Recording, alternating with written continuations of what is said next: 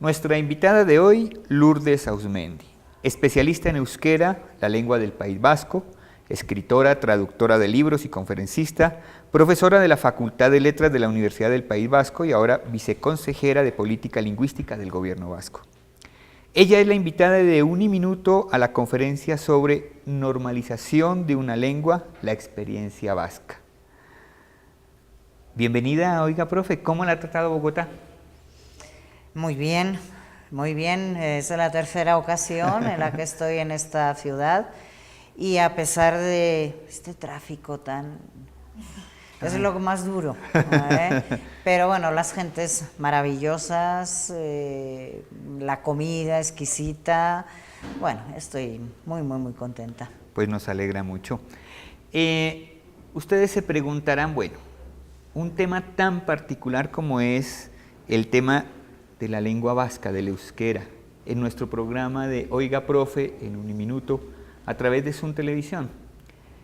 Es una experiencia bastante interesante y además nos permite acercarnos a varias miradas y a varias posibilidades. Recordemos que nuestro país es un país multicultural, multilingüístico, tiene muchas lenguas, están clasificadas entre 66 y 100 lenguas.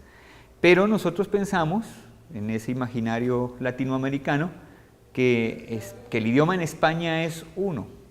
Y bueno, no es así, ¿no? Pues no es así y somos el ejemplo de ello. Bueno, España, como saben, es un país que está dividido en varias autonomías al mismo tiempo. Lo que allí se llaman las autonomías históricas, que son Galicia, Cataluña y el País Vasco, y luego hay otras muchísimas autonomías, Navarra también tendríamos, y cada una de estas tiene una lengua diferente. En Galicia también se habla el gallego, en Cataluña se habla el catalán, y en el País Vasco y en Navarra también hablamos el vasco, es decir, tenemos una lengua común, que es el español, y aparte tenemos nuestra lengua propia.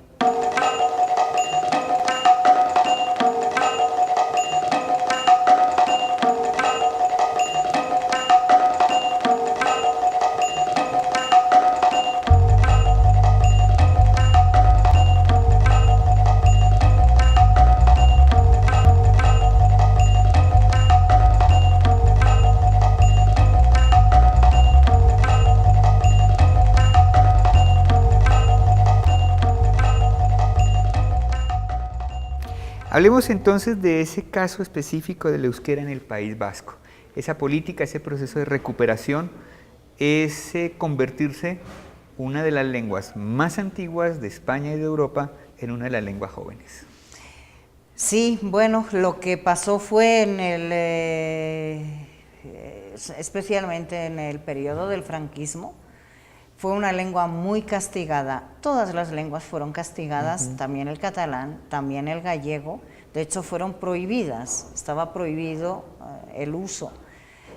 Claro, en el ámbito privado no lo podían prohibir. Lo que pasó en Cataluña, por ejemplo, fue que la burguesía catalana siguió utilizando la lengua y siguió defendiendo su lengua. En cambio, en el País Vasco, lo que sucedió fue que se quedó como la lengua de las personas más pobres, la lengua de los agricultores, era la lengua de los pescadores, una lengua muy desprestigiada, porque todo aquel que quería progresar aprendía el español y renunciaba a la lengua propia, a la lengua vasca. Entonces, después de toda esa situación, en el momento en el que se instaura el primer gobierno vasco, los datos de conocimiento de la lengua nos sitúan en un 22% escaso de las personas. Solo el 22% de la población hablaba el euskera. Hablaba en ese periodo la lengua. Entonces, bueno, pues el gobierno vasco aprueba una ley, la ley del euskera, la ley de la lengua vasca, y todo eso tiene a su vez un desarrollo importantísimo. 30 años largos que llevamos trabajando en ello. Hay una región, no solamente en España, sino al otro lado de los Pirineos hay una región también en Francia que habla o que hace parte de Exacto, esta bueno, cultura. dentro de España mismo se habla también en otra comunidad autónoma que es Navarra. Ajá. Entonces, en la parte española tenemos dos comunidades, dos regiones en las que se habla la lengua, es la misma lengua, y en la parte francesa, efectivamente, al otro lado de los Pirineos hay toda otra región, son 3 provincias de hecho, en las que se habla la lengua. ¿En Francia ha habido algún movimiento o ha también ocurrido ese tipo de protección o allá no? Bueno, Francia es un caso dentro de Europa que lamentablemente no se ocupa de las lenguas propias, porque en Francia existe, como decimos, la lengua vasca, existe el bretón, existe el occitano, existe, ya yendo hacia el Mediterráneo, existe el catalán, etcétera. Y el gobierno francés nunca se ha preocupado de las lenguas, no las ha reconocido. Entonces, en estos momentos son los gobiernos departamentales los que, por ejemplo, en el caso de nuestra lengua, de la lengua vasca, han empezado a hacer un trabajo de lo que nos alegramos muchísimo, porque según la UNESCO, la lengua vasca en el territorio francés está en riesgo de desaparición. Ajá. Entonces, claro, en nuestra comunidad empieza a estar en una posición bastante sólida, pero no nos basta, es decir, nosotros necesitamos que en todos los territorios en los que se habla la lengua tenga una buena salud, porque eso a su vez va a beneficiar al resto de las comunidades. Cuando se puso en marcha la política lingüística en el País Vasco hace 30 años, no se podía abarcar todo, había que definir por dónde empezar. Los datos que se tenían no eran alentadores, la transmisión familiar de la lengua era muy débil. Esperar a que se recuperara por esa vía iba a ser un trabajo muy arduo y no iba a garantizar su recuperación. Los abuelos sabían la lengua vasca, los hijos eran bilingües, pero los nietos solo sabían el castellano. Los padres habían ido renunciando al euskera por diferentes circunstancias, algunas muy duras, y ya no les enseñaban el idioma a sus hijos, lo que producía la ruptura del idioma en la tradición familiar. Es muy importante la actitud de los que saben la lengua y de los que la quieren aprender, pero sobre todo la de aquellos que sin poder aprender la lengua quieren que sus hijos la sepan. Sin esta loable actitud, no se hubiera podido avanzar al 36% de conocedores del idioma, que es el que se tiene en la última medición hace 5 años. Bueno, han transcurrido 30 años, un poco desde la implantación y ya desde la implantación de una política de recuperación de la lengua. ¿Cuál ha sido el resultado de este periodo donde podríamos decir, bueno, básicamente ya hay toda una generación que ha crecido un poco en ese proceso? Efectivamente. Bueno, estamos en las vísperas de conocer los resultados de la 5ª encuesta sociolingüística que realiza el gobierno. Es una encuesta sociolingüística que se realiza cada 5 años y, por tanto, los datos fiables con los que contamos son de hace 5 años, pero sabemos que en los últimos 5 años ha habido un avance muy importante en el aprendizaje, en el conocimiento de la lengua. En estos momentos, más de un 36%, en torno a un 37% de la población conoce la lengua vasca. Entonces, bueno, casi hemos doblado en una generación y eso es un avance impresionante. Esta moneda tiene otra cara también, que no es tan feliz, y es que no todos los que conocen la lengua, no todos los que la aprenden, la usan. Ajá. Bueno, esa es una realidad que pasa en todos los casos. Cualquiera que haya aprendido una segunda lengua o una tercera sabe cuál es el proceso, ¿no? De cuando uno aprende la lengua a cuando empieza a utilizarla. Muchas veces tiene que haber una necesidad, ¿no? Sí, para que se active el conocimiento. Sí, sí. Entonces, bueno, pues muchos jóvenes no tienen esa necesidad fuera del aula. Es decir, en el aula hablan con normalidad, pero ya fuera. Pero es que además el tema de que se convierta en un proceso académico, en un proceso curricular, hace que también el aprendizaje de la lengua se vuelve una tarea. Efectivamente. Y uno, pensando un poco desde la mentalidad del niño y del joven, pues yo salgo y la verdad es que la tarea no me llama mucho la atención usarla en mi tiempo libre.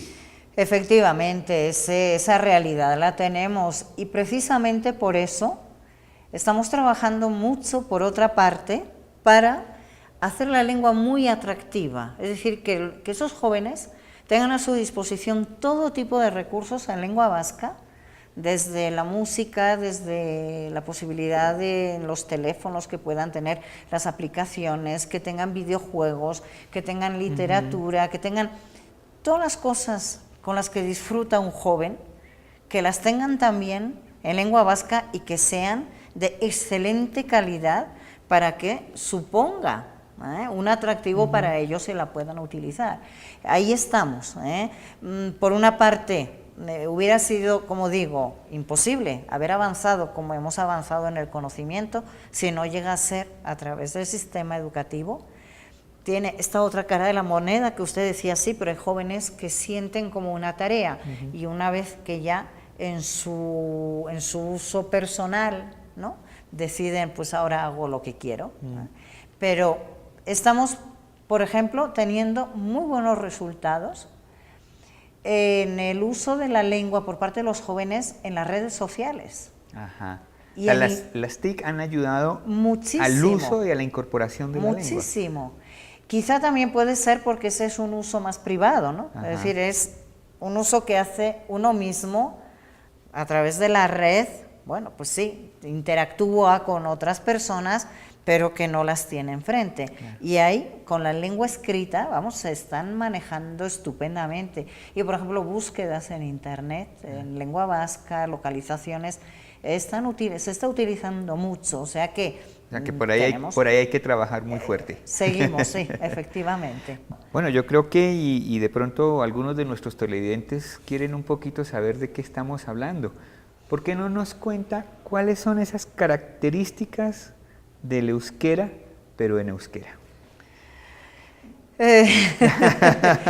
Bueno, ederki, esan dezaket hizkuntza deklinatua dela, eta adibiderik errazena da esatea gazteleraren guztiz kontrako egitura duela.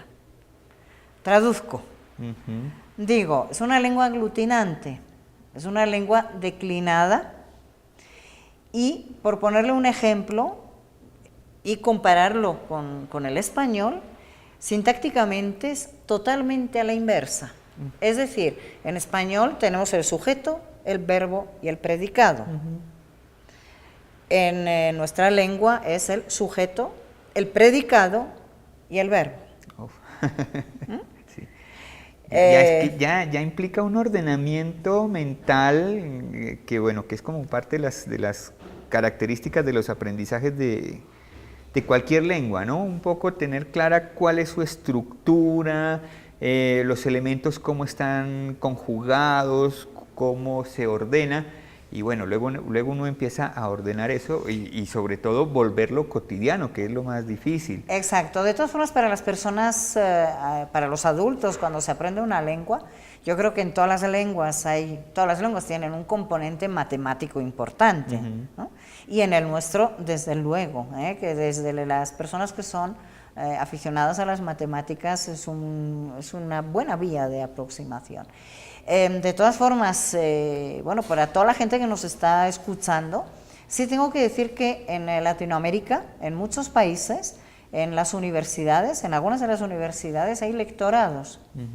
Hay lectorados de lengua vasca en las que se imparten clases de euskera, como le llamamos nosotros a nuestra lengua, y que incluso para aquellos alumnos que van adquiriendo buenos niveles, hay un sistema de becas que les permite ir al País Vasco y hacer cursos intensivos allá y, bueno, pues poder llegar a conocer la lengua. Incluso hay quienes luego se doctoran, etcétera, etcétera. Allá con el aprendizaje de la lengua nos ha pasado un fenómeno muy curioso. Gente que de lengua materna no era vascohablante, que aprendió de adultos, han llegado a ser excelentes escritores, incluso académicos de la lengua. Luego, bueno, hay quien dice, esa lengua ¿no? Es una lengua más, se aprende maravillosamente y ya. Una lengua no existe en el vacío, se sustenta en la vida de las personas en todos sus aspectos. En este sentido, todos los ámbitos culturales son muy importantes para cualquier lengua y también para el euskera. El País Vasco tuvo una importante tradición de cantautores que jugaron un papel importante en los últimos años del franquismo con la canción protesta a través de metáforas. Lamentablemente, en los últimos años han fallecido algunos de ellos: Xavier Lete, gran poeta, Mikel Laboa e Imanol, un cantante vasco que por el tema de la violencia en Euskadi se marchó y vivió en el exterior. Continuamente surgen nuevos grupos, algunos de ellos con proyección internacional, como es el caso de Fermín Muguruza. En literatura hubo una eclosión impresionante, ya que la tradición literaria no era abundante. Actualmente el País Vasco cuenta con 4 escritores que han sido Premio Nacional de Narrativa por sus obras en euskera. El escritor más reconocido internacionalmente es Bernardo Ashaga, que está traducido a varias lenguas y, por supuesto, toda su obra se encuentra en castellano. Ahora hicimos nosotros un corte por un problema de sonido y entonces surgió una cosa que a mí me pareció maravillosa, que yo le voy a pedir a Lourdes que la repita ante las cámaras, porque sonó muy lindo y es además esa sonoridad de la canción y de esa música que hace parte de la vida de uno, del entorno y de la cotidianidad. Regálanos un pedacito de esa canción. Sí, bueno, es un antiguo romance que dice así: Itsasoa laino dago, Baionako barraraino, tanik zaitut maitiago, arraintxoak umeak baino. Muy bien, excelente. Bueno, pues es como digo, es un antiguo romance que dice que el mar está removido hasta el límite de Bayona. Bayona, que es una ciudad que está en el País Vasco francés, una ciudad costera, evidentemente, y dice: yo te quiero a ti más que el pez a sus pececitos. Oiga, profe, le voy a pedir que invite a los estudiantes universitarios que quieran aprender el euskera. Hay una oportunidad para ir al País Vasco, para ir y aprender y de pronto poner en práctica ese aprendizaje para intercambio universitario. Hay unas puertas abiertas gigantescas como una oportunidad de crecimiento y de desarrollo. Invitémoslos primero en euskera y luego en español. Ederki, noski, Euskal Herriko ateak beti zabalik daude, bertara hurbildu eta bertako hizkuntza eta kultura ezagutu nahi dutenentzat. Eta bideak, esango dut, bat baino gehiago dira gainera. Euskara ikasi eta euskaraz bizi eta euskara transmititzeko bidea, bai, eman dezaten. Decía que las puertas del País Vasco siempre están abiertas y dispuestas a acoger a todo aquel que quiera ir a conocer nuestra cultura, a conocer nuestra lengua y, por supuesto, a aprenderla. No es fácil, yo entiendo que partir de cero y empezar a aprender esa lengua puede resultar un poco chocante, ¿no? Vamos a disponer en aproximadamente 8 meses de un programa online gratuito y no tutorizado para ese primer nivel, para poder alcanzar ese primer nivel de conocimiento de la lengua. Actualmente hay, de todas formas, en la red, hay algunos programas para poderse acercar ya a esos primeros conocimientos de la lengua. Yo invito a todos los alumnos que tengan interés filológico, cultural, de investigación incluso, ¿no? Para muchas personas que se acerquen, porque seguro que a muchos de ellos les va a resultar muy apasionante. Lamentablemente todavía en Colombia no tenemos ningún lectorado. Tenemos en el gobierno un instituto, se llama Instituto Etxepare, en homenaje a nuestro primer escritor, que se encarga de la promoción de la lengua y la cultura vasca en el mundo. Y me consta que están ya en contacto con alguna universidad colombiana, no sé más, para poder poner un lectorado. Y en todo caso, allá estamos. El gobierno vasco, la página en internet es fácil de localizarla. Tenemos un portal incluso que se llama Irekia, que quiere decir abierto, en el que cualquier ciudadano del mundo puede plantear una cuestión al gobierno vasco. Entonces, pues yo les invito a que puedan pedir información, que ya les enviaremos información precisa. Bueno, esperamos que para ustedes, amigos televidentes de Canal Zoom, haya sido de verdad una experiencia grata conocer este mundo del euskera y cómo se ha pasado de una lengua que estaba ahí en un 22% a ser ya una de los patrimonios fundamentales de la cultura vasca. Porque esta experiencia nos sirve de espejo para ver nuestras experiencias en tantas regiones de Colombia con nuestras lenguas. Como les decía, en algunas partes se reconocen 66, en otras se clasifican 100, depende de las familias, depende de las lenguas, pero nosotros somos un país multilingüista. Profe, muchas gracias por habernos acompañado. La revista Mediaciones es nuestra revista académica de la Facultad de Ciencias de la Comunicación, que tiene que ver un poco cómo estamos pensando la comunicación desde esta es una producción sonora que se llama